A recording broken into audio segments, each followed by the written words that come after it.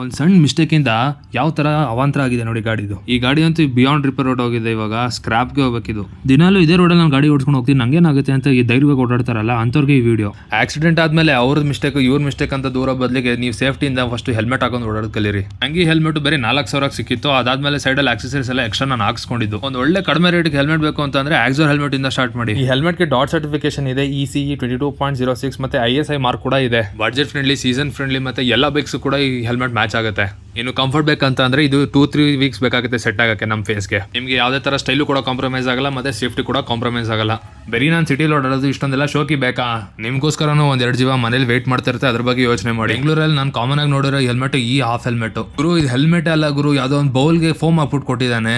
4,000 ಎಲ್ಲ ಜಾಸ್ತಿ ಇತ್ತು, ಒಂದು 2,500 3,000 ಒಳಗಡೆ ಹೆಲ್ಮೆಟ್ ಬೇಕು ಅಂತ ಆದ್ರೆ ಫಾರ್ದಲ್ಲಿ ಇಷ್ಟು ಬೇಗ ಹೆಲ್ಮೆಟ್ಸ್ ಅಂತ ಆದ್ರೂ ಸ್ಟಾರ್ಟ್ ಮಾಡಿ. ಅದು ಕೂಡ ತುಂಬಾ ಒಳ್ಳೆ ಹೆಲ್ಮೆಟ್, ಅದ್ರಲ್ಲಿ ISI ಮಾರ್ಕ್ ಮತ್ತೆ ಡಾಟ್ ಸರ್ಟಿಫಿಕೇಶನ್ ಕೂಡ ಬರುತ್ತೆ. ಇನ್ನು ಕೆಲವು ಬೃಹಸ್ಪತಿಗಳಿರ್ತಾರೆ, ಗರ್ಲ್ ಫ್ರೆಂಡ್ಸ್ ಗಳಿಗೆ ಆ ಬೌಲ್ ಹೆಲ್ಮೆಟ್ ಹಾಕೊಂಡು ಓಡಾಡಿಸ್ಕೊಂಡಿರ್ತಾರೆ. ನಿಮ್ ಗರ್ಲ್ ಫ್ರೆಂಡ್ ಗಳದ್ದು ಕೂದಲು ಹಾಳಾಗೋಕ್ಕಿಂತ ತಲೆನೇ ಇಲ್ಲ ಅಂತಂದ್ರೆ ಏನ್ ಮಾಡ್ತೀರಾ? ಅವ್ರಿಗೆ ಫಾರ್ದಲ್ಲಿ ಇಷ್ಟು ಓಪನ್ ಫೇಸ್ ಹೆಲ್ಮೆಟ್ಸ್ ಆದ್ರೂ ಹಾಕ್ಸಿ. ಇನ್ನು January 1 ಇಂದ ಗವರ್ಮೆಂಟ್ ಕಡೆಯಿಂದ ಹೊಸ ರೂಲ್ಸ್ ಬಂದಿದೆ. ಎಲ್ಲ ಮ್ಯಾನುಫ್ಯಾಕ್ಚರ್ ಹೊಸ ಬೈಕ್ಸ್ ಗಳಿಗೆ ABS ಜೊತೆಗೆ ಪೀಲನ್ ಸೀಟ್ಗೂ ಕೂಡ BIS ಸರ್ಟಿಫೈಡ್ ಆಗಿರೋ ಹೆಲ್ಮೆಟ್ ಗಳು ಹಾಕ್ಬೇಕು ಅಂತ.